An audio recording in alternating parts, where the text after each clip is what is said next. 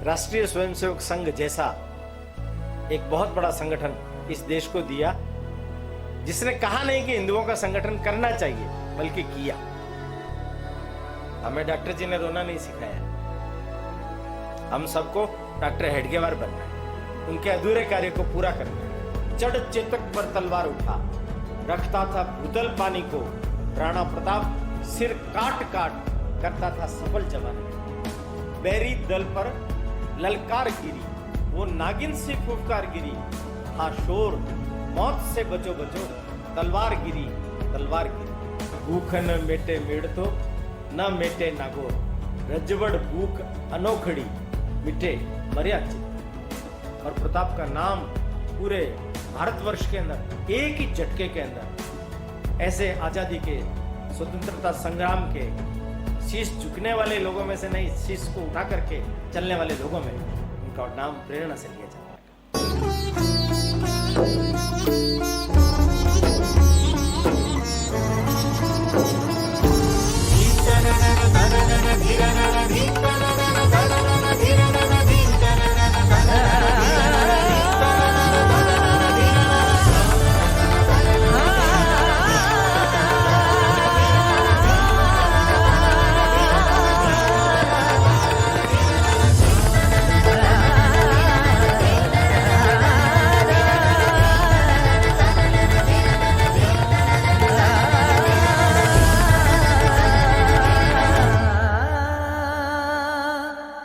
हमें आज सुविख्यात विचारक, वक्ता, 25 से अधिक प्रेरक पुस्तकों के लेखक एवं समाज के प्रति अपना उत्कृष्ट देने वाले भाइयों बहनों के मार्गदर्शक माननीय वर ओम प्रकाश जी भाई साहब का प्रबोधन प्राप्त होगा।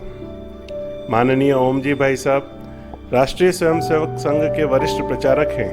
आप प्रताप गौरव केंद्र, राष्ट्रीय तीर्थ उदयपुर के शिल्पी एवं कुशल प्रारूपकार हैं। मैं मान्यवर ओम जी भाई साहब से निवेदन करता हूं कि आप हमें अपना प्रबोधन प्रदान करें।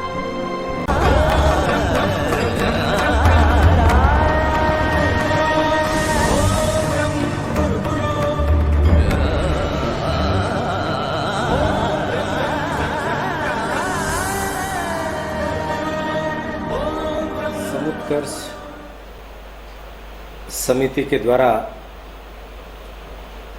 निरंतर विचार प्रबोधन के लिए व्याख्यान मालाओं का आयोजन हम करते आए हैं। आज यह 12वीं व्याख्यान माला है और सुखद संयोग ऐसा है कि वीर शिरोमणि महाराणा प्रताप जी के जन्म को 481 वर्ष पूर्ण हो गए हैं। उनकी जन्म जयंती 13 जून को ज्येष्ठ शुक्ला तृतीया को आती है, इसलिए आज के दिन इस समारोह का आयोजन हम सभी लोग कर रहे हैं। आप सब लोगों को इस शुभ अवसर पर बहुत बहुत शुभकामनाएं, मंगल कामनाएं। आज के दिन एक विशेष बिंदु की ओर भी मैं इस विषय से जुड़ा हुआ इंगित करना चाहता हूँ। अभी अपना पूरा देश आगे आने वाले समय में संभवतः 15 अगस्त से एक वर्ष भर के लिए आज़ादी की हीरक जयंती मनाने जा रहा है। आज़ादी की हीरक जयंती में अगर महाराणा प्रताप का नाम न लिया जाए तो ये अप्रासंगिक होगा। महाराणा प्रताप यानी ही आजादी है। प्रथम स्वतंत्रता सेनानी के रूप में भी अगर उन्हें चिन्हित किया जाए तो भी कोई अतिशयोक्ति नहीं होगी।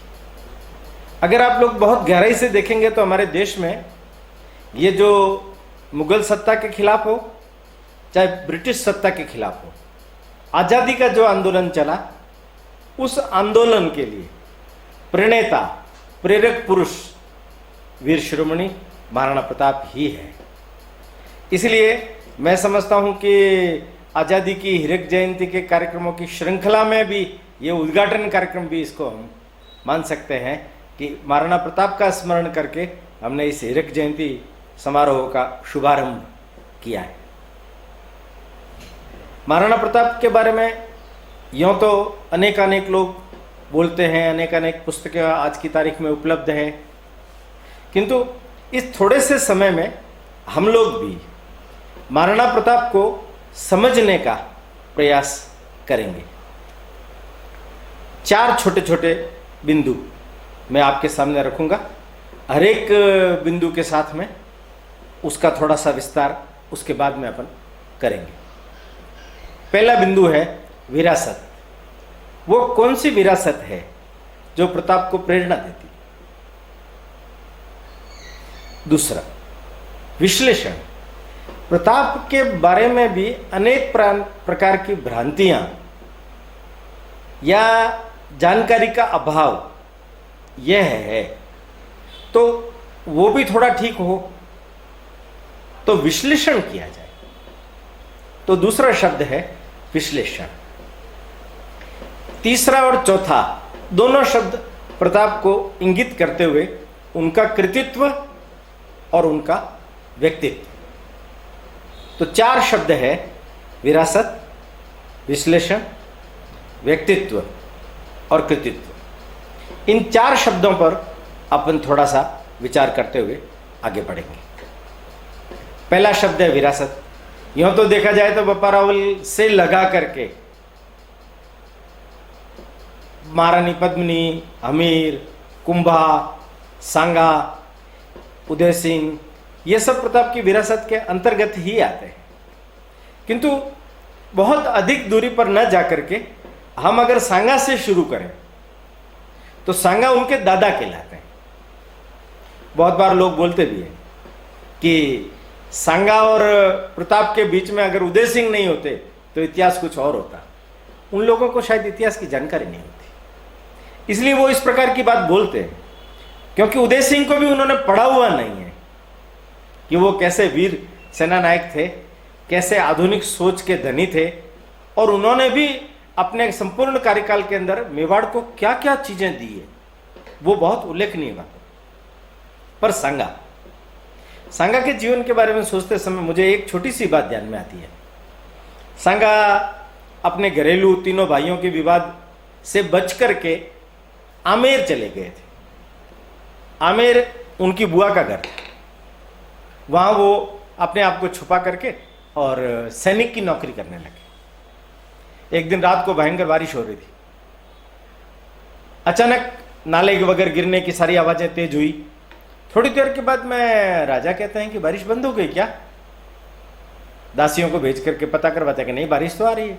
तो नालों की आवाज कैसे बंद हो गई? तो जाकर के देखा तो पता चला कि एक सिपाही था, वो जो नाला तेजी से जहां गिर रहा था उसने नीचे घास के गट्ठर, घोड़े को डालने वाली घास के गट्ठर डाल दिए। राजा को बहुत आश्चर्य हुआ, सैनिक ने डाल दिए, इसका मतलब वो सैनिक सामान्य नहीं हो सकता, वो कुछ न कुछ विशेष बात है। राजा अपनी रानी को लेकर के वहां गए। रानी ने तो उनको देखते पहचान लिया, ये तो सांगा है।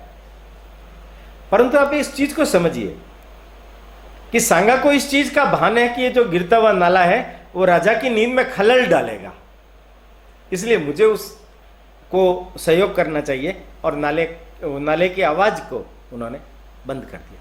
ये संस्कार है, ये समझ है। ये संस्कार और समझ ही व्यक्ति को आगे ले जा करके बड़ा बनाती है। और वही सांगा मेवाड़ का महाराणा जब बने तो उनके बारे में विरुद्ध ये है हिंदुआ सूरज महाराणा प्रताप, जैसे अपन कहते हैं, ये हिंदुआ सूरज की पहली पहचान कुंभा, उसके बाद में सांगा, क्योंकि उस समय में वास्तव में वो संपूर्ण हिंदुस्तान भर के सब राजाओं के चहेते थे। आप खानवा का युद्ध देखिए, पूरे देश भर के 24 राजा सांगा की ओर से लड़ने के लिए आए। पहला युद्ध हुआ था बयाना का, उसमें जीते हैं सांगा। दूसरा युद्ध हुआ खानवा का, दुर्योग से विषभुजा तीर लग जाने के कारण उनको सेना से चलते हुए युद्ध में से निकाल लिया गया। एक विशेष संयोग यह है कि जैसे महाराणा प्रताप के बारे में सुनते समय झालामान ने छत्र कवच धारण किए थे, ऐसे ही झालामान के दादा अज्जा, राजराणा अज्जा, उन्होंने भी छत्र कवच धारण करके पीछे सेना की कमान संभाली। बाबर इधर मेवाड़ में नहीं आए। उस युद्ध के पश्चात संगा आ गए, मांडलगढ़ में लगभग 1 वर्ष रहे। उनका संकल्प था कि जब तक मैं वापस बाबर को नहीं हरा लूंगा तब तक मैं चित्तौड़ में प्रवेश नहीं करूंगा, इसलिए मांडलगढ़ ही रुक गए और वहीं उनका देहावसान हो गया। ये जो संगा है, इनके 7 संतानें हुई थी, 7 पुत्र थे। सबसे बड़े पुत्र का नाम आप शायद जानते हैं, भोजराज, मीराबाई का जिनके साथ में विवाह हुआ। दूसरे नंबर पर रतन सिंह।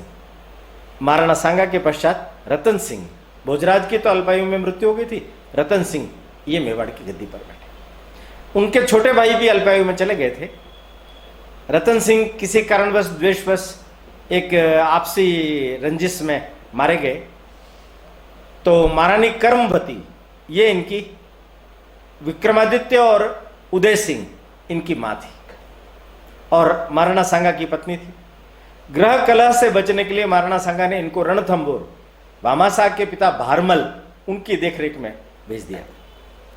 रतन सिंह का जब स्वर्गवास हुआ तो कर्मवती को चित्तौड़ लाया गया और विक्रमादित्य का राज्याभिषेक किया गया। आपने सुना ही है आगे की कहानी। बनवीर ने षड्यंत्र रचा, विक्रमादित्य को मार दिया। उदय सिंह को मारने के लिए आए तो वो वीर महाबलिदानी पन्नाधा आए। उनके जो पुत्र था वो उदय सिंह की आयु के समान का ही था। उदय सिंह उस समय में 15 वर्ष के थे और उनका लड़का पन्नाधाय का चंदन, वो भी 15 वर्ष का था। आप सोचिए कितना बड़ा बलिदान है ये। मेवाड़ के चिराग को जिंदा बचाए रखने के लिए, जलाए रखने के लिए वो अपनी कोख को उजाड़ रही है, स्वयं आगे होकर के। और 15 साल के बच्चे चंदन को क्या मालूम नहीं थी कि मेरा भी बलिदान दिया जा रहा है।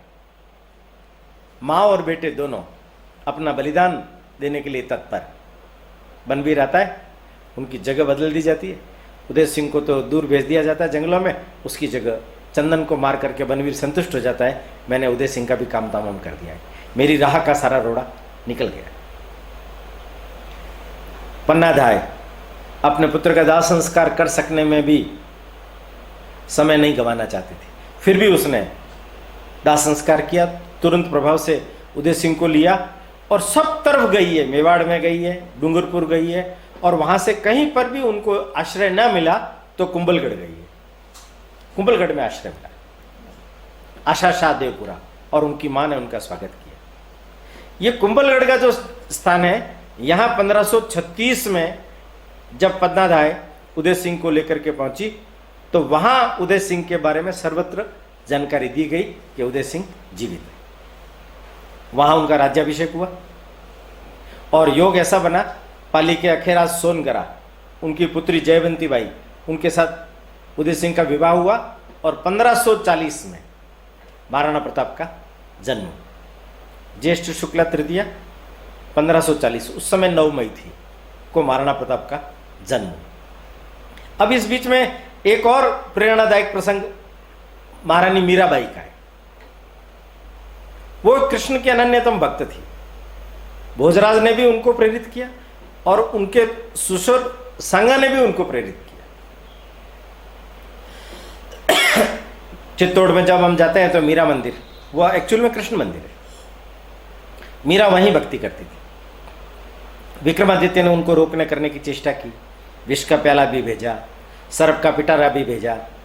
मीराबाई को लग गया कि अब मेवाड़ को छोड़ने का समय आ गया है, तो वो वहाँ से अपने पियर मेड़ता चली गई और मेड़ता से पुष्कर होते हुए वृंदावन गई।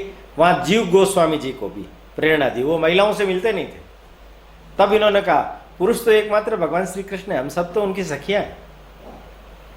ये प्रेरणा दे करके फिर वो द्वारिका गई। अंतिम समय में द्वारिका में उदय सिंह जी ने जब वापस बुलाने की चेष्टा की तो वो भगवान के सामने जाकर के हाथ जोड़ के कहने लगी, हे प्रभु, अब मुझे कब तक तुमसे दूर रहना पड़ेगा, कब तक मैं वियोग सहन करती रहूँगी।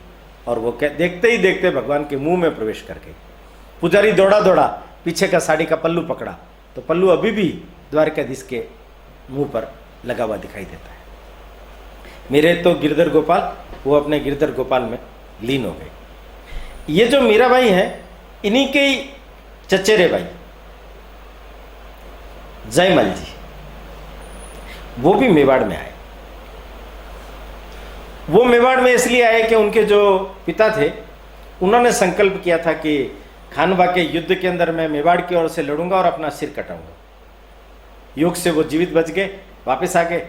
अंतिम अवस्था में उन्होंने जयमल जी से वचन लिया कि बेटा, मैं इस संकल्प को पूरा नहीं कर सका, तुम जाके पूरा करना। अब जयमल जी आए। जयमल जी का प्रसंग मैं आगे बताऊंगा, किंतु इस समय में मैं वापस महाराणा प्रताप के ऊपर आता हूं। ये जो विरासत है, इसको जितना अधिक लंबा किया जाए उतना ही कम पड़ेगा। ये विरासत बताने के पीछे का मेरा उद्देश्य है कि ये आपकी कुल परंपरा का निर्धारण करती है, ये आपके जीवन में जीवन मूल्यों का निर्धारण करती है। हम सब लोग भारतवर्ष के रहने वाले हैं ना, तो भारतवर्ष के गौरवशाली अतीत को पढ़ करके हमारे लिए भी ये करणीय हो जाता है, अनुकरणीय हो जाता है, आचरणीय हो जाता है। हर एक व्यक्ति के जीवन में उसके पूर्वजों का स्थान बहुत ही महत्व का होता है। उनका गौरव गान हमें ठीक ढंग से प्रेरणा देने के लिए, प्रेरणा लेने के लिए सीखना चाहिए। तो प्रताप के सामने भी ये जो विरासत है, वो इस रूप में खड़ी थी कि मुझे भी मेरा जीवन ऐसा ही श्रेष्ठ, ऐसी ही परंपरा के अनुकूल और बल्कि हमारे कुल गौरव को बढ़ाने वाला होना चाहिए। जन्म तो हो गया, अब संस्कार की प्रक्रिया शुरू हो गई। उनको सुनाएगा कौन? तो उनकी मां जयवंती बाई। पन्नाधाय का भी स्वर्गवास 45 में हुआ है, मैंने 5 साल का सानिध्य प्रताप को पन्नाधाय का भी मिला है। तो दोनों ने मिलकर के उसके कुल की गौरवशाली परंपरा का प्रक्षेपण उनके मन पर किया। परिणाम क्या हुआ? परिणाम यह हुआ कि प्रताप जिस रूप में आकार लेने लगे, उसी रूप में ही भविष्य में आपको वो दिखने लगेंगे। दूसरे बिंदु से आपको कुछ चीजें प्रताप के संदर्भ में अलग ढंग से देखने और सुनने को मिलेगी। विश्लेषण करना है। प्रताप के बारे में बोलते समय में बड़ा अजीब बात सुनने को मिलती है कि प्रताप कभी चित्तौड़ रहे ही नहीं। अब प्रताप 57 साल की उम्र तक रहे। 1540 में जन्म हुआ, 1597 में स्वर्गवास हुआ, 54 में। ये जो 57 वर्ष है, इसको अगर अपन विभाजित करते हैं तो आपको पता चलेगा सर्वाधिक कालखंड उनका चित्तौड़ में ही रहा है। कुंभलगढ़ में पैदा हुए, 12 साल की उम्र तक कुंभलगढ़ रहे, क्योंकि उदय सिंह बाद में बनवीर को मार करके, युद्ध करके, उसको भगा करके चित्तौड़ पर शासित हुए। थोड़ा संघर्ष का कालखंड था। उनके मन में चित्तौड़ की स्थिति को देख करके एक विचार पनप गया था कि मुझे जंगलों के बीच, पहाड़ों के बीच में अपनी नई राजधानी बनानी। वो देख करके भी आए, उदयपुर आए। ये जो मोती मगरी पर मोती महल वगैरह बने हुए हैं, ये उसी समय के। बाद में उन्होंने उदय सागर बांध बनवाया, वहां महल बनवाए। इनका जो पोता माने महाराणा प्रताप का लड़का 1559 में, 16 मार्च 1559 में जन्म हुआ, उसकी गोठ भी उन्होंने उदय सागर की पाल पर दी थी। आखा तीज के दिन 1553 ईस्वी में उदयपुर की उन्होंने स्थापना कर दी थी। एक विशेष बात देखिए जो हम सब लोगों को याद रखनी है और आगे आने वाले समय में उसका उपयोग भी करना है। महाराणा उदय सिंह ये उदयपुर के संस्थापक है, इसलिए उदयपुर का नाम भी उनके नाम पर रखा हुआ है। महाराणा उदय सिंह का जो जन्म है वो 21 अगस्त 1521 को हुआ। 21 अगस्त 2021 ये अभी आ रहा है, तब उनके जन्म को 500 वर्ष पूरे हो जाएंगे। उदयपुर में महाराणा उदय सिंह को निमित्त बना करके विविध प्रकार के कार्यक्रमों की आयोजना करनी चाहिए, और भी उनके लिए स्मारक वगैरह बन सके तो बनाना चाहिए। महाराणा उदय सिंह उस समय में चित्तौड़ में थे। 1552 में प्रताप वहां गए। महाराणा उदय सिंह ने 20 विवाह किए थे। एक उनकी सबसे छोटी रानी थी जैसलमेर की, भटियाणी रानी बोलते हैं उसको, धीर कंवर। उसके रूप जाल में उदय सिंह थोड़ा सा फंस गए और उसका परिणाम यह हुआ कि सूत्र शासन प्रशासन में उनका भी हस्तक्षेप होने लग गया। परिणाम यह हुआ, प्रताप जब चित्तौड़ पहुंचे तो 52 से लगा करके अकबर का आक्रमण हुआ था 1568 में, तब तक वो वहीं रहे, माने 16 वर्ष। 68 से लगा करके गोगुंदाबाद में राजधानी बन गई थी, तो 68 से 76 तक 8 साल गोगुंदा रहे, और 76 से लगा करके 85 तक 84 तक आवरगढ़ को उन्होंने संघर्षकालीन राजधानी बनाया। बीच में कुछ समय कुंभलगढ़, आवरगढ़, ऐसे वो चलते रहे, और अंत में उनके 12-13 साल चावंड को उन्होंने नई राजधानी बनाया, वहां पर बीते। मैंने 16 वर्ष चित्तौड़ में बीते हैं। उस 16 वर्ष में उन्होंने क्या किया देखिए आप, एक बड़ी विशेष बात होती है कि जब आग आपको तपाती है तो आप सोने की तरह निखर करके सामने आते। उपेक्षित प्रताप को किले की तलहटी में जाली महल में ठहरने का सुअवसर मिला। योग से राजा मतलब भारमल रणथंबोर से आ गए थे। भामाशाह की हवेली किले पर बनी हुई है, नीचे भी भामाशाह का एक महल बना हुआ है, वहां भामाशाह वगैरह भी ये लोग रहे। माने बचपन के मित्र के रूप में भामाशाह प्रताप का साथ दे रहे हैं, और ये युगल जोड़ी पूरे जीवन भर साथ रह करके इस संपूर्ण स्वतंत्रता संग्राम का मुकाबला करते। वहां जाली महल में रहते हुए इन्होंने जयमल जी से युद्ध का प्रशिक्षण लिया। युद्ध नीति के साथ साथ राजनीति का भी प्रशिक्षण लिया, प्रशासन का भी प्रशिक्षण लिया। और आप देखिए उनके इस विषम परिस्थिति में उनको जनता के समक्ष आने का अवसर ज्यादा मिला। वो लोकप्रिय हो गए कीका के नाम से, जन जन में लोकप्रिय हो गए। वो वहां हेडक्वार्टर उनका वहां था, पर पूरे मेवाड़ में भ्रमण करते थे, जंगलों में जाते थे, पहाड़ों पर जाते थे, लोगों के पास जाते थे, उनकी समस्याओं को सुनते थे, सुलझाते थे। योग से उदय सिंह के ऊपर दबाव था, इसलिए उदय सिंह ने इनको युवराज घोषित कर दिया। युवराज के इस कालखंड में उनकी एक बहुत बड़ी उपलब्धि है कि उन्होंने इस कंवर पदे के समय 3 बड़े युद्ध जीते हैं। एक डूंगरपुर का सोम नदी के किनारे युद्ध हुआ, वो जीता। एक चावंड का युद्ध हुआ, वहां जीता राठौड़ों के बीच में। और इस तरफ गोडवाड़ मैंने सिरोही जालोर का इलाका, वहां पर भी उन्होंने जीत दर्ज कराई। माने एक छोटी सी उम्र में उन्होंने बहुत बड़े करतब दिखाए और अपनी योग्यता को सिद्ध कर दिया। कोई उनको इग्नोर नहीं कर सकता। परीक्षा का समय भी आ गया, 1568 अकबर का आक्रमण हुआ। उस अकबर के आक्रमण के समय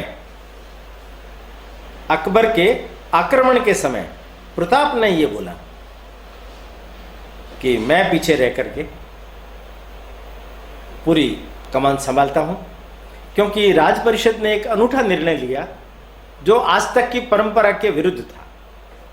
उन्होंने कहा कि ये एक मैदानी इलाका है, वो घेरा डाल देंगे सेनाएं उनकी, 4-4, 6-6 महीने लग जाएंगे, युद्ध में विजय प्राप्त नहीं होगी। इसलिए राज परिवार को सुरक्षित जंगलों में जाना चाहिए, जिससे बाद में चित्तौड़ को मुक्त करवाने का अवसर हमें मिल जाएगा, स्वतंत्रता की ज्योत को जलाए रखने का अवसर हमें मिल जाएगा। क्या करें? उदय सिंह भी तैयार नहीं थे, पर उनको भी मानना पड़ा। प्रताप भी तैयार नहीं थे, जयमल और पत्ता ने दबाव दे करके उनको भी मनवाया। मैंने प्रताप की भूमिका देखिए, वो कह रहे हैं कि मैं पीछे नेतृत्व संभालने के लिए तैयार हूं, युद्ध में बलिदान देने के लिए तैयार हूं, पर नहीं, क्योंकि वो युवराज थे इसलिए उनको भी भेजा गया, उनको भी भेजा गया। मैंने प्रताप की भूमिका के बारे में अगर आप विचार करेंगे तो प्रताप अपनी भूमिका क्या है, इतनी समझदारी, इतना विवेक उनके अंदर था। उसके कारण से उन लोगों को जाना पड़ा, मन महसूस करके, पीछे युद्ध हुआ। यहां इस बात का मैं थोड़ा सा जिक्र करना चाहता हूं, क्योंकि यह हमारे लिए समझना बहुत जरूरी है। हल्दीघाटी युद्ध को समझने के लिए चित्तौड़ के युद्ध को समझना जरूरी है। चित्तौड़ का युद्ध 1568 में अकबर आया है। अकबर कौन है? जिसका पूरे देश पर साम्राज्य, जिसके पास आधुनिक शस्त्रास्त्र, जो दल बल के साथ में आया है, उस व्यक्ति को चित्तौड़ जैसे किले पर आक्रमण करने से पहले, चित्तौड़ पर जब उसने घेरा डाला, 4 महीने सफलता नहीं मिली। जयमल को, पत्ता को पीछे कमान संभाली गई। जयमल को टोडरमल ने खरीदने का प्रयास किया, वो नहीं बिका। उनको कहा तुम्हारा मेड़ता जो राज्य है, नागौर राज्य है, जोधपुर का राज्य है, पूरा राजपूताना तुम्हें दे देंगे, एक बार तुम विजय करवा दो। एक प्रसिद्ध वचन है जयमल का, भूखन मेटे मेड़तो न मेटे नागौर, रजवड़ भूख अनोखड़ी मिटे मर्या चित्तौड़। जब तक मैं चित्तौड़ के लिए अपना बलिदान नहीं दे देता, तब तक मेरी भूख नहीं मिटती, क्षुधा नहीं मिटती। शत्रु के रक्त को पीकर के ही मैं अपनी क्षुधा को बुझाऊंगा, ऐसा व्यक्ति था। आगे युद्ध हुआ है, उन्होंने मोर मगरी की तरफ से बारूद लगा करके दीवारें तोड़ दी, तो खुला युद्ध हुआ। उस समय जौहर हुआ। पत्ता चुड़ावत की एक पत्नी फूल कंवर के नेतृत्व में 7000 बालकों ने, महिलाओं ने, बालिकाओं ने जौहर किया। भीमलत के तालाब के पास उसके अवशेष अभी भी। और जो युद्ध कर सकते थे, यहां देखिए पत्ता चुड़ावत की मां सोलंकी रानी और उनकी एक पत्नी, वो युद्ध वेश धारण करके सेना में शामिल हो गई। उन्होंने कहा मैं जौहर नहीं करूंगी, मैं शत्रुओं को मारूंगी। जयमल और कल्ला का युद्ध बहुत प्रसिद्ध है, चतुर्भुज स्वरूप में। अकबर भी देख करके दंग रह गया कि ये कैसा स्वरूप है। जयमल का, कल्ला का, पत्ता चुंडावत का बलिदान हुआ। यह युद्ध अकबर जीत गया। अब यहां देखिए आप, 4 महीने की खुनस अकबर निकाल रहा है, जीत गया वो। तो चित्तौड़ के किले पर जो निर्दोष जनता थी, 30,000 लोग थे, उसका उन्होंने भारी नरसंहार किया, गाजी की उपाधि प्राप्त की। ये मैं नहीं बोल रहा हूं, ये मुगल इतिहासकार भी लिख रहे हैं, सारे इतिहासकार इस चीज को लिख रहे हैं। 30,000 नरसंहार, ये मानवतावादी अकबर द ग्रेट, जिसकी प्रशंसा हर इतिहासकार करता है, आप उसकी अवस्था देखिए। पीएन ओक ने लिखा है कि अकबर महान था, आप पढ़ना कभी मौका मिले तो। उनको पढ़ने की जरूरत नहीं है, ये फारसी तवारीख है जो अब्दुल फजल अल बदायूनी वगैरह ने भी लिखी है, उसमें भी अकबर का चरित्र स्पष्ट रूप से दिखता है, रेखांकित होता है। तब भी मालूम पड़ेगा वो चरित्र से भी और इस प्रकार की मानवीयता से परे थे। अब अकबर चला गया, बही खातों का वर्णन आता है कि गया और जाने के बाद में उसने पीछे चित्तौड़ की सुरक्षा के लिए सैनिक रखे। कितने? बही खातों में लिखा हुआ है 82,000 पैदल, 22,000 घुड़सवार। माने इतने लोग पीछे हैं उसकी रक्षा करने के लिए। और अगर आप पढ़ेंगे तो अकबर भी जब मेवाड़ के ऊपर आक्रमण करने के लिए आया था, तो 7 महीने का वो पूरा कालखंड है। उस समय भी उसने बीच बीच में थाने स्थापित करते करते कहीं 3,000 की टुकड़ी, कहीं 4,000 की टुकड़ी, कहीं 5,000 की टुकड़ी, ऐसी सैन्य रखी है। ये मैं आपको इसलिए बता रहा हूं, हल्दीघाटी का जब युद्ध हुआ और उस युद्ध के में कितने लोग शामिल हुए थे, इसकी संख्या के बारे में जब विचार विमर्श होने लगा तो बड़ा अजीब बात लगती है कि सारे इतिहासकार एक ही बात बोल रहे हैं कि बाकी ख्यातों में वगैरह में हमारे यहाँ लिखा हुआ है वो तो 80,000 मुगल सेना और 20,000 प्रताप की सेना थी। ये अतिशयोक्तिपूर्ण वर्णन है, वहां जगह इतनी नहीं है कि युद्ध हो सके। अब अकबर को आप लीजिए, थोड़ा सा ध्यान से समझिए इस बात को। जो खुद ये व्यवस्थाएं कर रहा है, जो खुद ये सब चीजें कर रहा है, वो केवल 5,000 की सेना लेकर के भेजेगा मेवाड़ के ऊपर आक्रमण करने के लिए? पर लिखा है, ये गवेषणा की बात, शोध होना चाहिए। अभी जो लिखा है इतिहासकारों ने, अपन वो मान लेंगे कि 3-3,500 लोग प्रताप की सेना में थे और 5,000 मुगल सेना में थे। पर यह विश्लेषण करने का विषय है कि वास्तव में वो सैनिक कितने थे। हमारे ख्यातों में भी ये जो 80,000 20,000 की बात लिखी है वो वास्तव में सच होनी चाहिए। अस्तु, एक सबसे महत्वपूर्ण बात और, क्या प्रताप की आर्थिक स्थिति बहुत भयंकर ही कमजोर थी? प्रताप का राज तिलक हुआ 1572। वास्तव में ये कुंभलगढ़, गोगुंदा, कोटड़ा, झाड़ोल और गिरवा, ये जो इलाका है, इतना ही मेवाड़ बचा था उनके पास, इतना ही मेवाड़ बचा था उनके पास। बाकी सब मुगलों ने अपने अधीन कर लिया। अब सोचने की बात यह है कि ये पहाड़ी इलाका, छोटा सा राज्य, अभी चित्तौड़ में अकबर हरा करके आया ही है। अकबर का साम्राज्य तो पूरे देश भर में फैल गया था। पूरा राजपूताना उनके चरणों में झुक गया था। राजपूताना ऐसा झुका कि उन्होंने अपने कुल की कन्याओं को भी उनके हरम में भेज दिया। केवल प्रताप बचा हुआ था। अब प्रताप को डिगाना, झुकाना, उसका राज्य प्राप्त करना, यह अकबर के लिए क्यों प्रतिष्ठापूर्ण था? और इसलिए अकबर के सामने यह प्रश्न खड़ा होता है, ऐसा बड़ा घराना, ऐसा गौरवशाली घराना जिसकी धाक पूरे देश भर में है, उसका प्रमुख अगर मेरे दरबार में आता है, अपने कुल की कन्याओं को मुझे देता है, मेरे सामने वो झुकता है, ये मेरे लिए गर्व करने लायक बात है। अहम, साम्राज्यवादी लिप्सा, उसी ऐब में उसने प्रयास किया। बहुत सारे इतिहासकार लिखते हैं कि अकबर ने ये जो देश भर की एकता, अखंडता बनाने का जो प्रयास किया, उसमें प्रताप बाधक बने। ये प्रताप ने गलती की। प्रताप ने युद्धों को आमंत्रित करके मेवाड़ को नष्ट कराने की दिशा में आगे बढ़ा दिया। ऐसा अनेक इतिहासकार लिखते हैं, अच्छे अच्छे इतिहासकार लिखते हैं। चलो वो तो लिखते हैं जो लिखते हैं, आप सोचिए इसमें गलती किसकी है? एक छोटा राजा बना ही नहीं है। 1572 में प्रताप का राज्याभिषेक हुआ है और ये 5 छोटी तहसीलें, वो राजा बना ही नहीं और शुरू कर दिया अकबर ने प्रयास। 4 संधि वार्ता करने के लिए भेजे गए। प्रताप ने बहुत मीठा उत्तर दिया, उनको टरकाया, मेरे सहयोगी नहीं मान रहे, मैं उन सबको समझाऊंगा, इत्यादि इत्यादि बातें करके और भेज दिया। प्रताप ये तो जानता था कि हो न हो आगे अकबर का आक्रमण होगा। उस आक्रमण की हमें तैयारी करनी।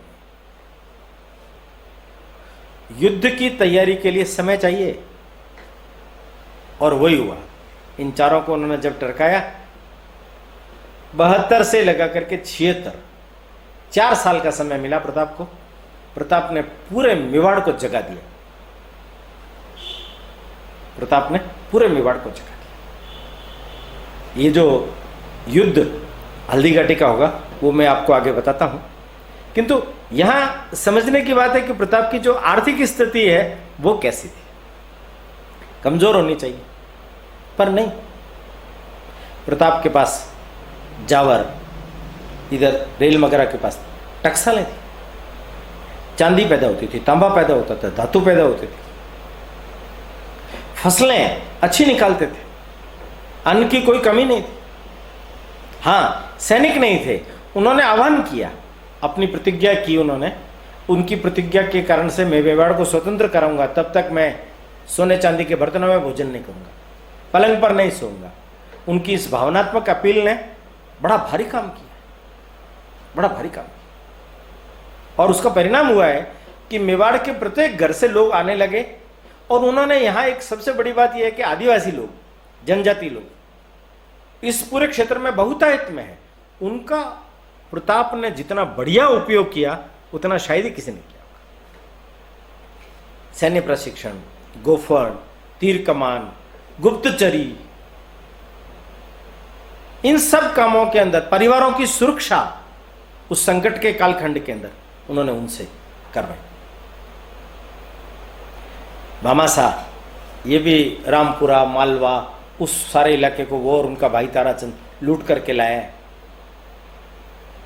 कितनी बड़ी राशि थी? कहते हैं 25 लाख रुपए और 20,000 स्वर्ण अशर्फियां। गोरीचंद हीराचंद ओझा ने इसका विश्लेषण किया है तो उन्होंने कहा 25,000 की सेना 12 वर्ष तक निर्वाह कर सके, इतना बड़ा धन है ये। इतना धन प्रताप के पास था। बाद के कालखंड में चावंडी के दिनों में भी प्रताप के पास में भामाशाह ने अहमदाबाद तक को लूट करके लाए 2 करोड़ रुपए उस समय में। माने आर्थिक स्थिति से प्रताप कमजोर नहीं थे। लिखा है, ये राम सांतावर ग्वालियर के राजा अपने तीनों पुत्रों के साथ में आए थे, उनको चांदी के 800 टके वो देते थे। माने उनके पास में जो जो भी आया उसकी सारी व्यवस्थाएं उन्होंने की। आप अवरगढ़ में जाएंगे, अवरगढ़ को उन्होंने राजधानी बनाया। ये भी इनके नाम बहुत बड़ी विशेष बात है कि उन्होंने अपनी राजधानियां बहुत बनाई। ये संघर्षकालीन राजधानी है, वो भी 4 मील तक का पूरा बड़ा घेरा है, तालाब है, कुएं है, मंदिर है। उबेश्वर जी, कमलनाथ, उबेश्वर जी तो इधर आ गया, कमलनाथ का जो मंदिर है उसके ऊपर वहां भी मंदिर बने हुए, महल बने हुए हैं। माने 4-5 हजार लोग वहां ठहर सके, इतनी व्यवस्था है वहां। परिवार सहित वहां सुरक्षित रहते थे, मुगल वहां पहुंचने का नाम ही नहीं ले सकते थे। उतने सारे लोगों की व्यवस्था, भोजन की व्यवस्था प्रताप को ही तो करनी पड़ती थी। नानो सो अमरियो चीख पड़ियो, हूं लड़ियो घणो, हूं सयो घणो, मेवाड़ी मान बचावन ने। कन्हैयालाल सेठिया जी ने जो कविता लिखी है वो टॉड के इतिहास लेखन के ऊपर आधारित है। ऐसी घटना नहीं हुई है। ऐसी घटना अगर महाराणा प्रताप के बच्चों के साथ में होती तो उससे पहले उनके जो सहयोगी लोग हैं साथ में रहते हैं, उनकी स्थिति खराब नहीं होती क्या? और मैंने पहले बताया 16 मार्च 1559 का जन्म है, तो हल्दीघाटी युद्ध के बाद उसका हुआ होगा। तो हल्दीघाटी युद्ध में तो नानो सो अमरियो 17 साल का था। प्रताप ने अधीनता स्वीकार करने के लिए कोई पत्र भी नहीं लिखा। ये कुछ कपोल बातें इतिहासकारों से गलती हुई, उन्होंने लिख दी और उसके कारण से प्रचलित हो गई। भावपूर्ण है पाथल और पीथल, उनके संवाद भी बड़े भावपूर्ण लिखे हैं, तो आज भी वो प्रेरणा देते। पर सत्यता यह है कि आर्थिक स्थिति कमजोर नहीं थी, नहीं पत्र उन्होंने लिखा।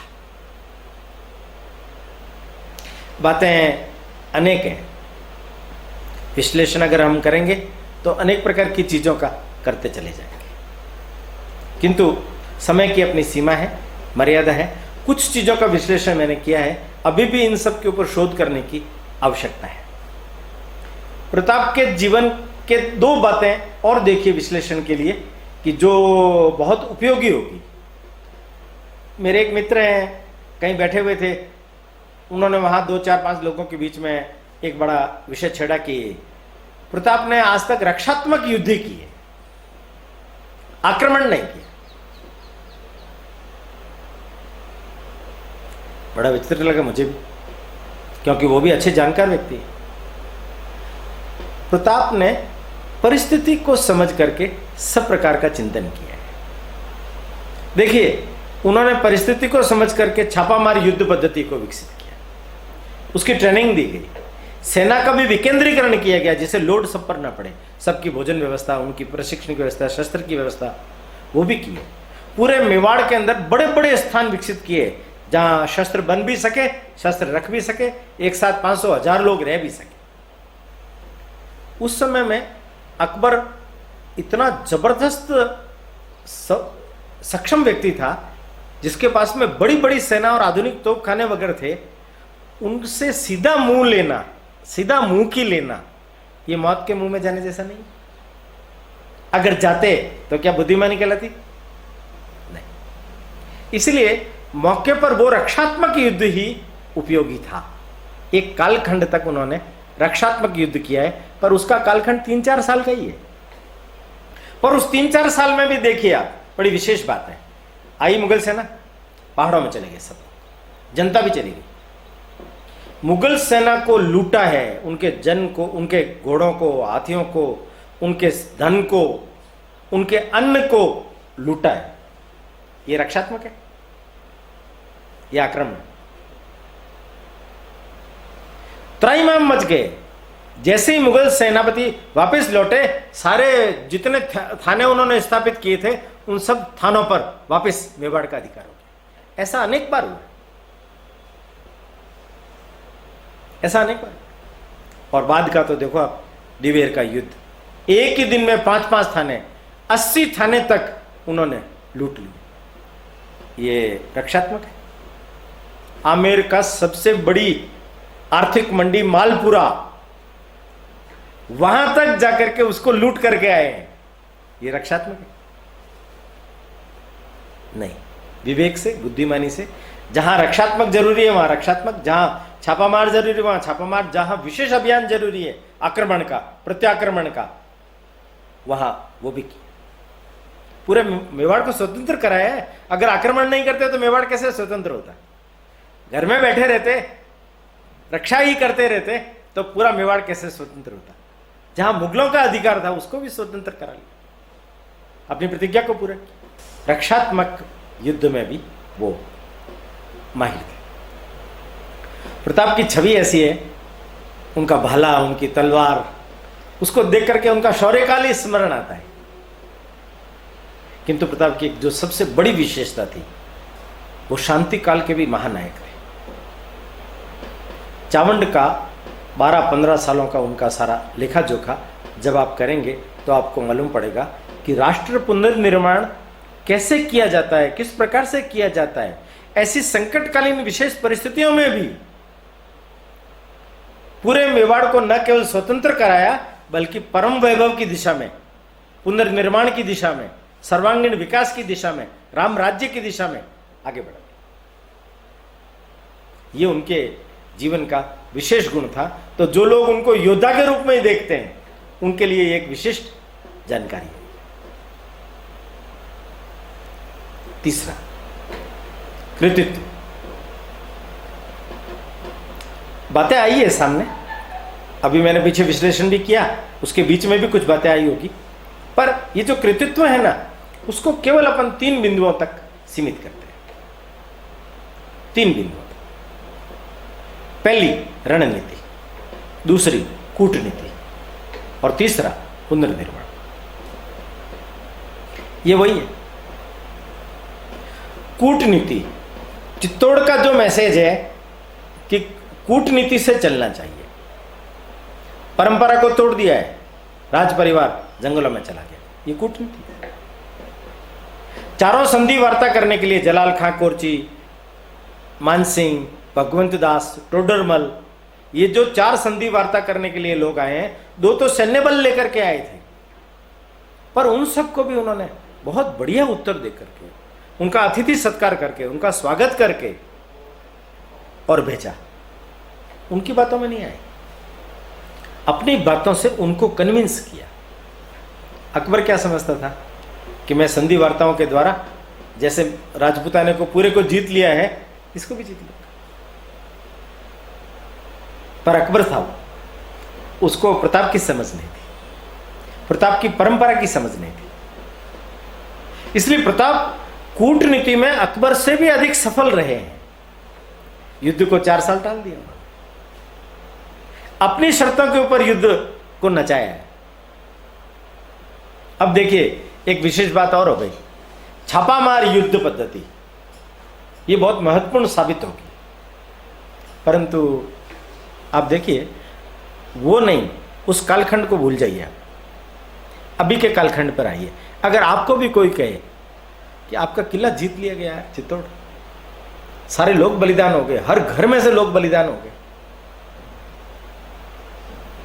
शाका कर लिया सबने, और जौहर एक भी महिला नहीं बची, बच्चे नहीं बचे, उन्होंने भभकती हुई लौ के अंदर अपने जीवन को आहुति दे दी। सिहर जाता एकदम, हमारे को भी लगता है ये क्या। तो उस कालखंड के उन लोगों के मन में ये दोनों बातें, और उसके बाद में अकबर का नरसंहार 30,000 लोगों का, ये क्या प्रतिशोध लेने के लिए उत्प्रेरित नहीं करेगा? ये मनोविज्ञान है। कैसे छोड़ देंगे हम उनको? क्यों नहीं लेंगे हम बदला? जिन लोगों ने हमारे साथ में इस प्रकार का व्यवहार किया उनको हम छोड़ सकते हैं? तो युवकों के अंदर प्रतिशोध की भावना कैसी जबरदस्त दग्ध थी, और बड़े बुजुर्ग और सब प्रताप वगैरह सब मिला करके इस भावना को समझते थे। उनके खुद के हृदय भी दहक रहे थे। अब दोनों के बीच में तालमेल बिठाना है। मानसिंह जब आया था मंडलगढ़ में ठहर गया तो 2 महीने तक यही सोच करके कि प्रताप आएगा तो मैदानी युद्ध के अंदर हम हरा देंगे, और प्रताप जानते थे मैदानी युद्ध का हमें अभ्यास नहीं है, और नया प्रशिक्षण प्राप्त सैनिक है, आदिवासी सैनिक है। छापामार युद्ध पद्धति अगर हम करेंगे तो मुगल सेना के दांत खट्टे कर देंगे, उनको वापस भेजने के लिए विवश कर देंगे। वही हुआ, इस नीति का अवलंबन हुआ, और हल्दी घाटी का जो युद्ध हुआ है उस युद्ध को अच्छी तरह से समझिए। मुझे लगता है हल्दी घाटी के युद्ध का भी ठीक ढंग से विश्लेषण नहीं हुआ, इसको भी ठीक ढंग से, जैसे मैंने संख्या के लिए बोला है, ऐसे अनेक चीजें। मैं संक्षिप्त में कुछ बातें रखता हूं कि हल्दी घाटी युद्ध में प्रताप की जो रणनीति थी वो कैसे सफल रही। अपनी रणनीति के अनुसार प्रताप चले हैं, प्रताप वहां फंसे नहीं है। प्रताप ने अपनी सेना को लिया। आप में से जिन्होंने हल्दी घाटी का दर्रा देखा है, संकड़ा बहुत है। दर्रे में से निकल करके आगे, जिसको आजकल बादशाह बाग कहते हैं, क्योंकि अकबर जब आया था तो वहां ठहरा था इसलिए उसका नाम बादशाह बाग है। वहां पर उन्होंने पहाड़ों में और वहां पर मोर्चाबंदी कर दी। मानसिंह को जब मालूम पड़ा तो उसने अपनी सेना को बढ़ाया। उसकी सेना के 3-4 हिस्से थे, प्रताप की सेना के तो 2 हिस्से थे। अब प्रताप की सेना के दोनों हिस्सों में जितने लोग थे, बामासा, रामसा, तंवर, उनके 3 बेटे, हकीम खां सूरी, झालामान सिंह एक दिलवाड़ा के भी हैं, झालामान सिंह बड़ी सादड़ी की, बड़ी सादड़ी वालों ने उनका वो छत्र कब्ज किया। बहुत लोग थे, और उनके वहां से भी कछवाहा सैनिक भी बहुत थे, 12 सैयद अरब देशों के भी बहुत सारे लोग थे। युद्ध जब हुआ तो कहते हैं कि ये जो अलबदायूनी जो उस प्रथम पंक्ति में आगे ही आगे खड़ा था, ये उसके द्वारा ही लिखा हुआ मैं आपको बोलता हूं। वो लिख रहा है प्रताप का जो पहला अटैक हुआ हमारी सेना सहन नहीं कर सकी और वो भागने लगी, पूरी सेना भाग गई है। मुलेला खमनोर के आगे बनास नदी के उस किनारे पर वहां उनका शिविर था, वहां तक गए। अब आप देखिए, पहले ही अटैक में जब प्रताप ने इतनी बड़ी सफलता प्राप्त कर ली, वो लिखता है एक बार की तो लगा हम हार गए, पर मीतर खान ने ढोल बजाया, कहा अकबर स्वयं आ रहा है, वापस आए। खमनोर का जहां अभी रक्त तलाई कहलाता है उस मैदान पर मुख्य युद्ध हुआ है। प्रताप ने दूसरा अटैक हाथियों का किया। महाराणा प्रताप के पास 10-12 हाथी थे। उनका सबसे प्रिय हाथी राम प्रसाद, तूफान मचा दिया, शत्रु सेना के 14 हाथियों को मारा। अकबर ने एक हिदायत दी थी कि मुझे राम प्रसाद चाहिए, तो हुसैन खां, कुली खां, जो उनके अकबर की तरफ से महावत आए थे, उन्होंने राम प्रसाद के महावत को मार करके राम प्रसाद को अपने कब्जे में ले लिया और चलते हुए युद्ध में से बाहर निकाल करके ले गए। प्रताप ने जब देखा कि हाथियों वाला अटैक सफल हो जाएगा, दहशत फैल जाएगी, दहशत तो फैल गई, पर राम प्रसाद को निकालने के कारण से थोड़ा सा मुगल सेना में उत्साह आ गया। अब प्रताप आगे बढ़े। बहलोल खां को तलवार के एक ही वार से शिरस्त्राण, जीरो बख्तर, घोड़े समेत 2 फाड़ कर दिए। ये देख करके मुगल सैनिकों के तो हक्के बक्के हो गए, आंखें फटी रह गई, डर के हमारे इधर उधर तितर बितर होने लगे। अब प्रताप ने मोर्चा संभाला। मानसिंह घोड़े की दोनों अगली टांगे चेतक हाथी के मस्तक पर कड़ा थी, भाला निकाल करके फेंका। महावत को लगा महावत मर गया, हौदा टूट गया, मान छिप गया, मान छिप गया हौदे के अंदर। जान बचाने के लिए सेनापति कटार निकाली प्रताप ने और कटार से निशाना लगा। प्रताप को लगा निशाना सही बैठा है, चेतक को इशारा किया, चेतक नीचे आ गया। हाथी की सूंड की रक्षणार्थ तलवारें लगी हुई थी, चेतक का पिछला टांग कट गया। 3 टांगों पर भी चेतक विचरण करता रहा युद्ध भूमि में, किंतु वहां सेनापति मानसिंह, उसका महावत मर जाने के कारण हाथी चिंगाड़ करके युद्ध से वापस भाग गया। अब आप सोचिए, जिसका सेनापति भाग जाए उस सेना की क्या दुर्दशा होगी। अतिरिक्त सेना माधो सिंह कछवाहा, मेहतर खां, ये लेकर के आए, तोपखाना लेकर के आए। इन्होंने योजना यही की थी कि छापा मारेंगे, दहशत फैलाएंगे और वापस पहाड़ों में लौट जाएंगे। तो मानसिंह ने कहा अब समय आ गया है पहाड़ों में लौटने का, क्योंकि अब इनके सामने, तोपों के सामने अपने आप को समाप्त करने का कोई अर्थ नहीं बचता। ये बुद्धिमानी है, ये कूटनीति है। प्रताप ने कहा मैं रोकता हूं, तुम सेना को पीछे करो। दोनों में थोड़ा सा बातचीत हुई। अंततः झालामान ने महाराणा का छत्र कवच ले लिया। कहते हैं कि फिजिक उनकी प्रताप जैसी थी, तो लोग प्रताप समझ करके उनसे युद्ध करने लगे। इतने में महाराणा प्रताप, भामाशाह, इन सब ने मिलकर के सेना के दोनों हिस्सों को एकत्रित किया और पीछे की तरफ लेकर के पहाड़ों में मोर्चाबंदी कर दी। सवेरे 10 बजे युद्ध शुरू हुआ है। 2:30-3 बजे के आसपास झालामान का बलिदान हुआ, तब मालूम पड़ा कि प्रताप तो सेना को पीछे लेकर के चले गए। किंतु मुगल सैनिकों के अंदर इतना भयंकर भय व्याप्त था, एक भी सैनिक आगे चलने के लिए तैयार नहीं। कौन सफल हुआ? प्रताप। इस पहली झड़प में मुगलों को छठी का दूध याद दिला दिया। लौट गए वो अपने शिविर में। 2 दिन तक शिविर में रहे और 2 दिन बाद जब उन्हें मालूम पड़ा कि प्रताप तो गोगुंदा भी खाली करके कोलियारी के जंगलों में चला गया है, तब डरते डरते ये लोग गोगुंदा पहुंचे। और वहां क्या हुआ?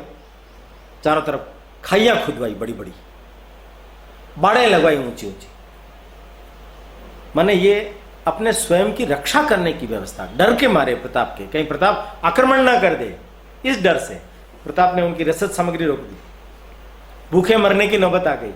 सैनिकों ने विद्रोह कर दिया, आम खाने लगे, घोड़ों को काट काट कर खाने लगे और अंततः सेना ने विद्रोह करके अजमेर की ओर कूच कर लिया, क्योंकि सितंबर के महीने में अजमेर में अकबर स्वयं आया हुआ था। सेना पहुंच गई। अंततः सितंबर के लास्ट में मानसिंह, आसफ खां भी पहुंच गए। अब यहां थोड़ी सी बात, एक और इतिहासकारों में ऐसे बहुत सारे इतिहासकार एक प्रसंग लिखते हैं हल्दी घाटी युद्ध के साथ में, कि प्रताप जब लौट करके आ रहे थे उस समय एक खुरसानी और मुल्तानी, 2 मुगलों ने, पठानों ने उनका पीछा किया। शक्ति सिंह बाहर खड़े थे, उन्होंने देखा, उन्होंने उनको मारा। शक्ति सिंह ने प्रताप की रक्षा की। चेतक घोड़ा नाला पार करते समय में गिर गया, उसका स्वर्गवास हो गया। आज अभी चेतक की छतरी बनी हुई है, वहां अपने स्वामी को सुरक्षित पहुंचा करके उसने दम तोड़ दिया। चेतक ने तो दम तोड़ दिया नाला पार करते हुए, ये बात तो ठीक है, पर इस पूरे युद्ध के दौरान प्रताप जब बैक हुए, सारी सेना के साथ जब बैक हुए, और भामाशाह और ताराचंद तो उनके बॉडीगार्ड जैसे थे, हर समय उनके पास ही रहते थे, तो अकेले प्रताप कैसे भाग रहे थे? और किसी ने भी नहीं देखा, केवल 2 सैनिकों ने ही देखा मुगल। ये समझ में आने लायक बात है। विश्लेषण भी नहीं करते। मैं एक बात हमेशा ही कहता रहता हूं कि अब्दुल फजल अल बदावी ने जो लिखा उसको तो हमने संदर्भ मान लिया। हमारे यहां के जितने सारे शास्त्र हैं, प्रशस्तियां हैं, उसको हमने माना ही नहीं। उस समय के रामा सांधू, उन्होंने कविता लिखी हल्दीघाटी युद्ध पर, उसमें अनेक प्रमाण मिलते हैं, उसको हमने साक्ष्य नहीं माना। नए संदर्भों के साथ में, हमारे अपने संदर्भों के साथ में, और ठीक ढंग से विश्लेषण करते हुए तर्क के साथ में चीजें सामने लानी पड़ेगी, तब ठीक ढंग से ये सामने आएगा। हल्दीघाटी का जो युद्ध है वो पहली झड़प वहां समाप्त हुई 18 जून को, और सितंबर में जब आसफ खां और मीतर खां लौट गए असफल होकर के, तब वो युद्ध पूरा हुआ। अब युद्ध का परिणाम क्या रहा? तो बहुत सारे लोग कहते हैं अनिर्णित रहा, बहुत सारे लोग कहते हैं अकबर जीत गया, किंतु अधिकांश इतिहासकार दबे दबे स्वरों में एक बात बोलते हैं, वो कहते हैं अकबर अपराजय है। ये भ्रम टूट गया हल्दीघाटी युद्ध से। मतलब क्या हुआ?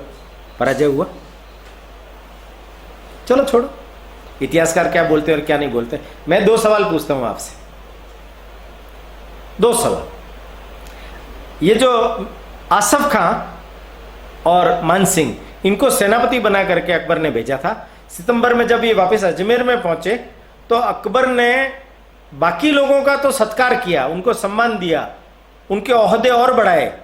इन दोनों का क्या किया? तो मुगल इतिहासकार लिखते हैं इन दोनों की ड्यूटी बंद कर दी, माने दरबार में प्रवेश वर्जित। ये इनको पुरस्कार दिया गया, पनिशमेंट। किस बात का? असफल होकर के लौटे, हार करके लौटे, चारों तरफ अकबर की थू थू हो गई, इज्जत खराब करवा करके लौटे। ये पहला प्रमाण। और दूसरा प्रमाण, 12 अक्टूबर को अकबर स्वयं मेवाड़ पर मैं विजय करने के लिए जा रहा हूं। तो भाई तुम विजय प्राप्त कर चुके तो अब क्या, कौन सी विजय प्राप्त करने के लिए जा रहे हो? जब तुम विजय प्राप्त कर चुके तो अब कौन सी विजय प्राप्त करने जा रहे हो? ये दोनों प्रमाण अपने आप में इतने महत्वपूर्ण हैं कि पहले आक्रमण के समय ही अकबर को मुंह की खानी पड़ी। प्रताप का पलड़ा विजयी रहा, प्रताप ने मुगल सेना में दहशत पैदा कर दी, और प्रताप का नाम पूरे भारतवर्ष के अंदर एक ही झटके के अंदर ऐसे आजादी के, स्वतंत्रता संग्राम के शीश झुकने वाले लोगों में से नहीं, शीश को उठा करके चलने वाले लोगों में उनका नाम प्रेरणा से लिया जाने लगा। कूटनीति। हल्दीघाटी में प्रताप की विजय। छापामार युद्ध नीति। उस कालखंड में भी आप देखिए कि प्रताप की जो युद्ध नीति थी वो कैसी जबरदस्त थी। छापामार युद्ध, गोफन का उपयोग जनजाति लोगों की, जनजातियों को इतनी बढ़िया ट्रेनिंग की, गुप्तचर व्यवस्था, नाके पर नाके, नाके पर नाके दौड़ करके लंबी से लंबी दूरी को घंटे भर में, 2 घंटे में पार करने में सक्षम लोग थे। जगह जगह पर उन्होंने खुद ने भी अपने थाने बनाए थे, नाकाबंदियां की थी, नजर रखे हुए थे, और मुगल सेना कहां आ रही है, कैसे आ रही है, कैसे सोती है, कैसे क्या करती है, कब उसके ऊपर छापा मारना है, कैसे करना है, इस सब कला में वो निपुण थे। मैंने छापामार युद्ध पद्धति का उन्होंने सांगोपांग उपयोग किया।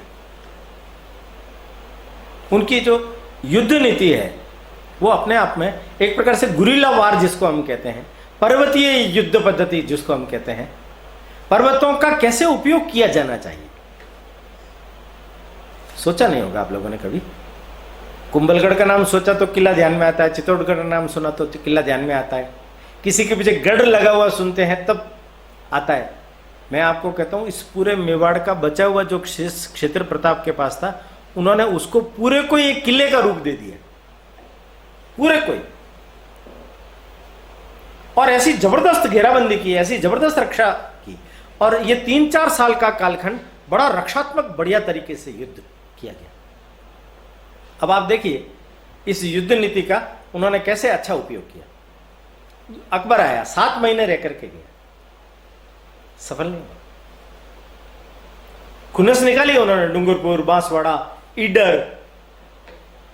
महाराणा प्रताप के सुसुन नारायण दास जी ईडर के राजा थे, वहां तक गया वो। उदयपुर का नाम उसने सोने के सिक्के ढलवा दिए थे, महमूदाबाद नाम रख दिया उदयपुर का, और अकबर ने महमूदाबाद को जीत लिया है, उदयपुर को जीत लिया है। ऐसे सिक्के पहले से ढलवा करके लाया था वो कि मैं तो जीतूंगा, घरे रह के सिक्के ढले हुए। 7 महीने में वापस जाना। शाहबाज खान उनका सबसे विश्वस्त था, उसको भेजा। कितनी बार? 3 बार। कुंभलगढ़ जरूर उसने जीता, पर खाली कुंभलगढ़, पूरा किला खाली था। राणा के मामा भाण सोनगरा, उसको नेतृत्व दिया गया। 20 लोग प्रतीकात्मक वहां रखे गए, उन्होंने युद्ध किया और उस खाली किले को वो जीत पाए। पर जैसे ही वो गया, वापस किला कब्जे ने ले लिया। शाहबाज खान ने इतनी त्राही मचाई है, पर जन और धन उसकी हानि नहीं कर सका, क्योंकि जनता पूरी तरह से समर्थित थी। पहाड़ों में चली जाती थी आक्रमण से पहले। प्रताप ने स्वयं ने आज्ञा दे करके पूरे मैदानी इलाकों में खेती नहीं होगी, उजाड़ दिया मेवाड़ को। अपने ही हाथों, अपने प्रिय मेवाड़ को उजाड़ दिया, क्योंकि फसल मुगलों के हाथ नहीं लगनी चाहिए, रसद सामग्री नहीं लगनी चाहिए। युद्ध नीति। अब्दुल रहीम खान खाना वो आया, उसके डेरे पर अमर सिंह ने आक्रमण किया, उनके परिवार को उठा लाया। प्रताप ने वापिस भेजा, ससमन लौटा। वो झुक गया। धरे रहसी रहसी दरसा दरा, खप जासी खुरसान, अमर विशंबर ऊपरे राख न चोराना। तुम्हारा हे राणा, तुम्हारी कीर्ति तो अमर ही रहेगी। और वापिस चला। ये अब्दुल रहीम खान खाना बैराम खां का लड़का है, कवि है। इसको अजमेर स्टेट का चार्ज था। ये भी थक हार के वापस चला गया। अब प्रताप ने उचित मौका देख करके, इसकी परिस्थिति को देख करके दिवेर पर आक्रमण किया, और वहां के सुल्तान खां को अमर सिंह ने भाला मार करके मारा। एक दिन में भामाशाह के साथ, ताराचंद के साथ। ये भामाशाह ताराचंद केवल पैसा लेकर के आने वाले लोगों में से नहीं थे, तो बड़े सेनानी थे। ताराचंद को तो सादड़ी का गवर्नर भी बनाया प्रताप।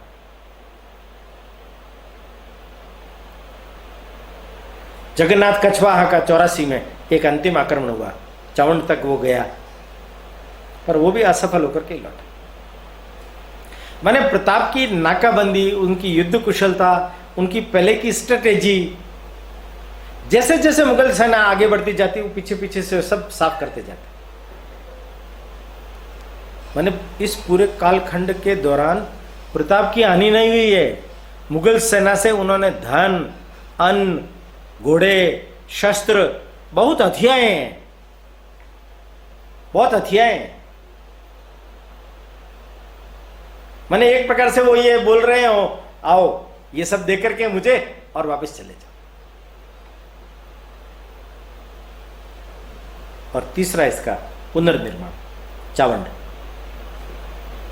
12 वर्ष के अंदर उन्होंने सारी व्यवस्थाएं वापस की, गांव बसाए हैं, नए उद्योग बसाए हैं, सड़कों का, मार्गों का नियोजन किया है, व्यापार का नियोजन किया है।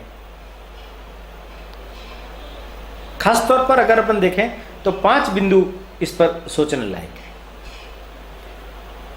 वापस से शिल्प और स्थापत्य सब नए सिरे से, महलों का निर्माण, मंदिरों का निर्माण। उदयपुर के अंदर भी उस समय में निर्माण कार्य शुरू किया, बांधों का निर्माण, साहित्य, जीवनधर और चक्रपाणी। चक्रपाणी से उन्होंने जो ग्रंथ लिखवाए हैं, मुहूर्तमाला ज्योतिष पर है, राज्याभिषेक पद्धति।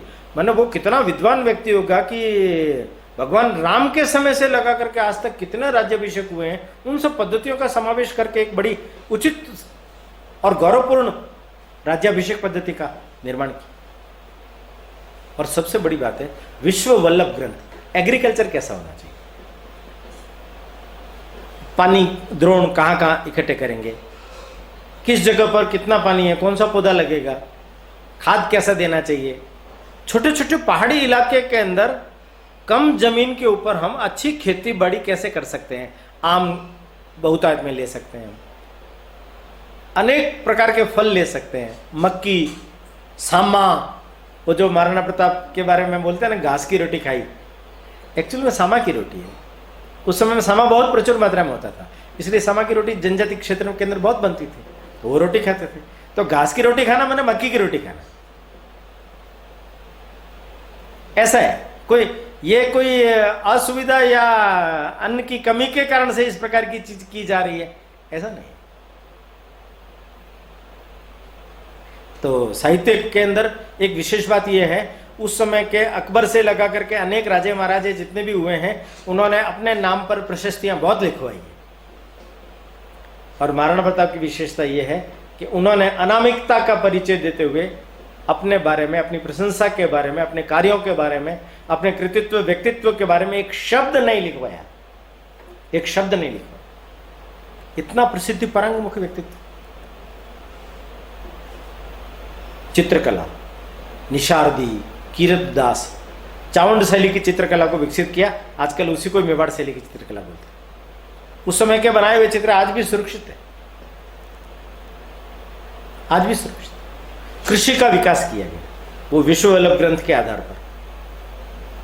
सैन्य विकास, गुप्तचर व्यवस्था, थानों की नई रचना, शस्त्र निर्माण करने की उद्योगशालाएं, माने कितना विचार किया होगा। और उस पूरे कालखंड के अंदर वापस एक समृद्धशाली मेवाड़ हो जाए, किसी पर भी डिपेंड रहने की जरूरत नहीं। इतना जबरदस्त उन्होंने उस कालखंड के अंदर पुनर्निर्माण का ताना मारा। माने उनकी जो ये कृतित्व है, ये बहुत बड़ा कृतित्व है। हल्दी घाटी के अंदर की स्ट्रेटेजी, युद्ध के उस सौर्य काल की स्ट्रेटेजी और इस पुनर्निर्माण काल की स्ट्रेटेजी, ये अपने आप में अनूठी। और अंतिम बिंदु उनका व्यक्तित्व। अब जब इतनी सारी बातें जो उनके द्वारा हुई है, तो आप सोच सकते हो कि उनका व्यक्तित्व कैसा होगा। चुंबक लोग आते हैं, पर वो व्यक्ति ऐसा है कि केवल कोरी बातें नहीं करता है, वो कृतित्व का धनी है, काम से साबित करता है कि मेरा व्यक्तित्व कैसा। इसलिए उन्होंने प्रतिज्ञा ली, और प्रतिज्ञा का परिणाम था, ये व्यक्ति कौन है जो राजपाट छोड़ने के लिए तैयार है, सुख सुविधाएं छोड़ने के लिए तैयार है, ऋषियों के समान, तपस्याओं के समान जीवन जीने के लिए तैयार है। कष्टपूर्ण जीवन जीऊंगा मैं, कंटकाकीर्ण मार्ग पर चलूंगा मैं, आपके साथ कंधे से कंधा मिला करके चलूंगा मैं, टापरे टापरे जाऊंगा मैं, ऐसा बोला ना उन्होंने। परिणाम क्या हुआ? पूंजा भील आ गए, हकीम खान सूरी आ गए, ताज खां आ गए। बड़ी अच्छी बात है, एक छोटी सी मैं बीच में ट्विस्ट करना चाहता हूं कि बहुत बार बहुत सारे लोग बोलते हैं कि अकबर मुस्लिम इस्लाम का द्योतक था और महाराणा प्रताप हिंदुओं के द्योतक थे। पर बहुत सारे लोग फिर ताज खां, हकीम खान सूरी, वो सेनापति था, तो ये साथ थे, तो ये तो धर्मनिरपेक्ष थे। इनकी बुद्धि पर थोड़ा सा तरस आता है, क्योंकि चीज समझते नहीं। मेवाड़ एकलिंग जी को अपना अधिपति मानता है, और ये एकलिंग जी के दीवान, माने मेवाड़ धर्म राज्य है। ऐसे भारतवर्ष भी धर्म राज्य है। यहां धर्म निरपेक्ष नहीं है, धर्म सापेक्ष राज्य। धर्म पर चल करके ही हम आगे बढ़ सकते हैं। ये जो हकीम खां सूरी जैसे व्यक्ति को, ताज खां जैसे व्यक्ति को प्रताप ने अपनी सेना में जो अनुमति दी है, वो उनके उस संस्कारों के कारण से हैं जो धर्म राज्य के अंतर्गत आते हैं। माने धर्म राज्य मुसलमानों की सुरक्षा की भी गारंटी देता है। इसी कारण से आज भारतवर्ष में भी आप देखेंगे तो मुसलमान अन्य देशों की तुलना में ज्यादा सुखी है। क्यों? हिंदुत्वों का बाई नेचर धर्मनिरपेक्ष नहीं है, धर्म सापेक्ष। ये समझने की बात। प्रताप के खून में क्या है? कहीं पर भी कोई कुरान शरीफ वगैरह दिख जाती थी तो उठा करके वो सुरक्षित मस्जिद तक पहुंचा देते थे। क्यों? उस कालखंड में तो ऐसा नहीं हुआ। अब पूरे अकबर का अकबरनामा पढ़ करके देखेंगे तो हिंदुओं के ऊपर जितने अत्याचार हुए हैं, जितनी बहू बहन बेटियों की इज्जत लूटी गई, जितने मंदिर तोड़े गए हैं, प्रताप ने तो ऐसा काम नहीं किया। क्यों? ऐसा नहीं है। धर्म राज्य की संकल्पना में उनके ऊपर जो लाइबिलिटी आती है, जो जिम्मेदारी आती है, जो जीवन मूल्य विकसित होते हैं, उसमें से जाकर के ये चीजें खड़ी आह्वान किया उन्होंने। आप देखेंगे तो 36 बिरादरी के लोग हल्दीघाटी युद्ध में प्रताप की ओर से युद्ध किए। हर परिवार में से था। वो कोशिदल महारानी की घटना आती है ना, सैनिक वेश में उनको देख करके प्रताप को बड़ा आश्चर्य हुआ। हाथ जोड़ के बोले, वो आप युद्ध में कैसे? वो कहती है आपने आह्वान किया था ना, प्रत्येक परिवार में से युद्ध करने लायक लोग युद्ध में आने चाहिए। मेरे पति का तो 100 रुपये सूट, बच्चे छोटे हैं घर में, कौन आता? मैं स्वयं सैनिक वेश पहन करके आ गया। मैंने एक स्त्री अपने परिवार का प्रतिनिधित्व हल्दीघाटी के युद्ध में होना चाहिए, ये उसने सोचा। उसने नहीं, मेवाड़ के प्रत्येक परिवार ने सोचा। हल्दीघाटी के युद्ध में मेवाड़ के प्रत्येक परिवार का, किसी भी जाति का क्यों न हो, रक्त बहा है। ये प्रताप अपना आदर्श नहीं रखते तो इतने लोग उनकी बात को वजन देते क्या? देखिए, एक बात बहुत अच्छी तरह से समझिए। जो राजा होता है उसकी बात का अनुपालन करना ये लोगों के लिए आवश्यक हो जाता है, डर के मारे, पनिशमेंट की डर से। पर सहज आगे होकर के हमारा राजा तो ब्रह्म ऋषि महर्षि के समान है। आगे होकर के इस तरीके से आना, ये हर किसी के बुते का। उनके व्यक्तित्व के अंदर ये जो पवित्रता, ये जो सादगी, ये जो कष्ट सहिष्णुता, ये जो साधना, इसका संपुट है, उसका प्रभाव। इसलिए इतने सारे लोग उनके साथ में जुड़ गए। प्रताप को खुद को देखिए ना, हल्दीघाटी युद्ध से पहले मान सिंह घूम रहा था, गुप्तचरों ने सूचना दी, प्रताप ने कहा अभी युद्ध का समय नहीं, युद्ध में निपटेंगे इससे, ऐसे धोखे से नहीं मारेंगे। माने छल कपट नाम की चीज ये प्रताप नहीं मानते थे आज। हालांकि सठे साठे समाचारित शिवाजी ने इसका उपयोग किया है, जो उस समय की आवश्यकता थी, मांग थी। उनके साथ में इसी प्रकार का ही व्यवहार किया जाना चाहिए था, पर उनके संस्कार उसको अलाउ नहीं कर रहे थे। व्यक्तित्व, उनका व्यक्तित्व ऐसा था कि जिसके कारण से उन्होंने ये निर्णय नहीं लिया। आप देखिए ना, कितने सहयोगी, एक लंबी सूची। क्यों? प्रताप का साथ देने के लिए। और उस समय प्रताप ने भी जो व्यवस्थाएं की है ना, 32 राव, 16 राव, 32 उमराव, सामूहिक नेतृत्व को ही महत्व दिया। उन सबकी अपनी अपनी सेनाएं, उनके अपने अपने खर्चे, विकेंद्रीकरण, लोड नहीं पड़ना चाहिए, पर नियंत्रण एक जगह पर, केंद्रीय भूमिका एक जगह पर। निर्णय सब मिलकर के विचार विमर्श करके चलेंगे। सबको लगता है हमारा अपना योगदान है। सामूहिक नेतृत्व का बहुत बड़ा योगदान होता है। चाहे कोई छोटी संस्था हो, चाहे कोई बहुत बड़ा राज्य हो, चाहे देश हो, हर जगह पर इस चीज से प्रेरणा लेनी ही पड़ेगी कि सामूहिक नेतृत्व के द्वारा सब लोगों का जन और मन और बल एक हो जाता है, उसका परिणाम ज्यादा अच्छा रहता है। प्रताप ने हर एक व्यक्ति की क्षमता का उपयोग किया। पूंजा भील को देखिए, उसका उपयोग किया।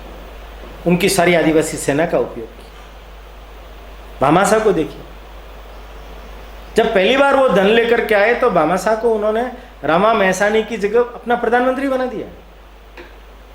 और ये खानदान भी देखो कैसा अनूठा खानदान है। ये खानदान कैसा अनूठा खानदान है कि इस खानदान में भामाशाह से पहले कोई मेवाड़ का दीवान वगैरह नहीं रहा है। ये मेवाड़ के प्रधानमंत्री के रूप में पहले रहे, और उसके बाद इनका लड़का जीवा शाह, उसके बाद में जीवा शाह का लड़का अक्षय शाह, 3 पीढ़ियों तक मेवाड़ के प्रधानमंत्री रहे। अमर सिंह को भी उन्होंने सपोर्ट किया।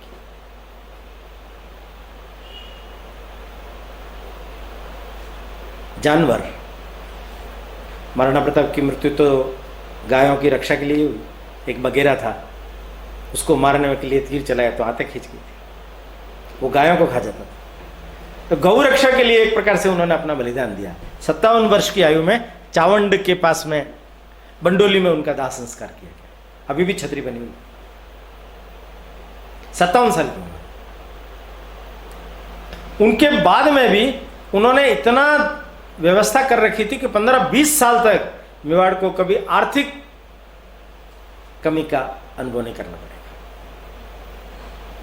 भामाशाह न केवल इस प्रकार का प्रशासन को संभालने में, युद्ध करने में सफल थे, बल्कि उनका चरित्र कैसा था, वही अब्दुल रहीम खान खाना मालवा में मिल गया और इनको क्या कहने लगा, मैं अकबर के दरबार में तुम्हें बहुत बड़ा ओहदा दिला दूंगा। बीकानेर के प्रधानमंत्री ने भी हाँ कर लिया है, तुम भी कहोगे तो मैं तुम्हें खूब पैसा, बहुत बड़ा ओहदा ये दिलवा दूंगा, तुम हमारे साथ मिल जाओ।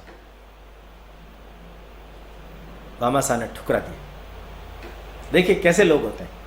ये प्रतिबद्ध लोक शक्ति है जो प्रताप ने अपने अनुपम सहयोगियों के रूप में प्राप्त की। बड़ी लंबी सूची है। हर एक व्यक्ति के जीवन पर भी एक एक छोटी छोटी पुस्तक लिखी जा सकती। ऐसे अनुपम अनन्य सहयोगी थे। ये सहयोगी नहीं होते ना तो ये स्वतंत्रता का इतना बड़ा संग्राम, उसमें विजय प्राप्त करना, इतने लंबे समय तक टिके रहना, ये संभव नहीं था। ये संभव नहीं। एक अंत में छोटी सी बात कहकर के बात पूरी कर देता हूं मैं। ये जो अवरगढ़ का जब कालखंड था संघर्षकालीन, उस समय प्रताप भी टापरे टापरे तक जाते थे। एक बार मूल सेना को भनक लगी कि इस टापरे में प्रताप आ गए, और वो पांदरवा की बात है, मेरपुर पांदरवा, पूंजा का ही स्थान है। पूंजा का छोटा लड़का है दूधा, वो अपने घर से पेटियां लेकर के, कपड़े की थैली में लेकर के प्रताप के लिए जा रहा था। उसको जाता हुआ देख करके मुगल सैनिक पीछे हो गए। वो पहाड़ी रास्तों का जानकार था, उनको चकमा देते हुए इधर उधर भागता रहा।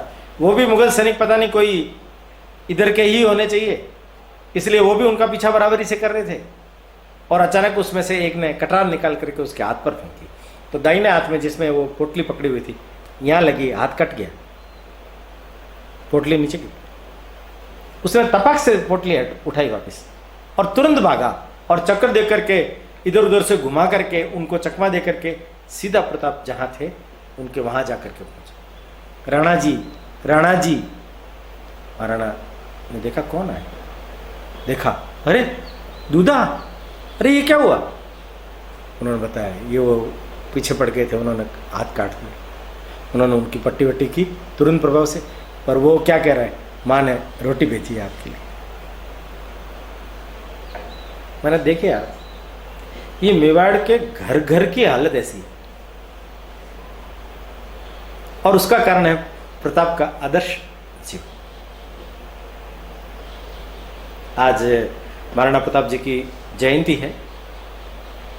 इस जयंती के अवसर पर मैंने आपके सामने 4 बिंदुओं के आधार पर महाराणा प्रताप की विरासत कैसी थी, जीवन मूल्य कैसे थे, और कुछ जो भ्रांतियां पैदा कर दी गई है इतिहासकारों के द्वारा, उसका ठीक ढंग से विश्लेषण, शोध करने की आज भी आवश्यकता है।